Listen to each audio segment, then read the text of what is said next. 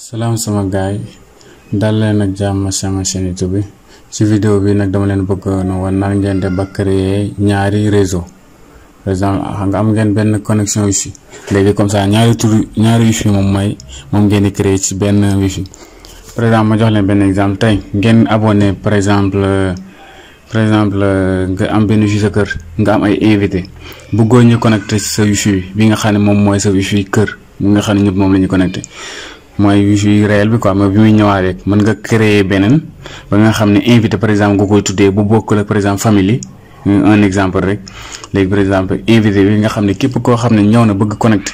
te bokkoo ci famille bi rek mën nga koo connecté loo ci famille bi ci invité nga xam ne à tout moment sax boobu mën nga koo fay wala mën nga koo taal mën nga koy effacer voilà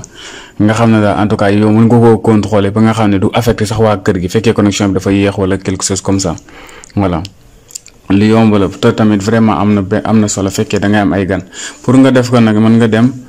Google Chrome léegi après nga def 192.168.1.1 voilà léegi fii nii ñu dem ci connexion bi foofu noonu léegi fii mu laaj la mot de passe bi nag am na étiquette bi ñu leen di jox mi ngi foofu noonu mën ngeen koo dugal foofu direct mën ngeen dugal code bi direct léegi ñu dugal ñu suñu code directement léegi mën am ngeen possibilité changer ko def naa ko ci chaîne YouTube bi mën ngeen a dem xool nan ngeen def ba changer mot de passe admin bi voilà léegi ñu def nii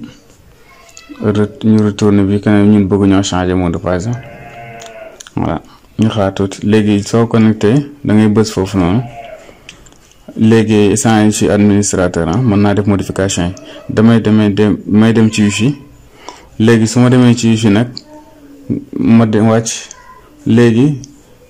fi ñu def SSID 2 fii foofu moom ngeen activé xam nga dafa désactivé da ngeen koy activé léegi par exemple mën ngeen ko jox benn tur voilà par exemple visiteur voilà tur bi bii laa ko bëgg a jox léegi fii ngeen joxe benn mot de passe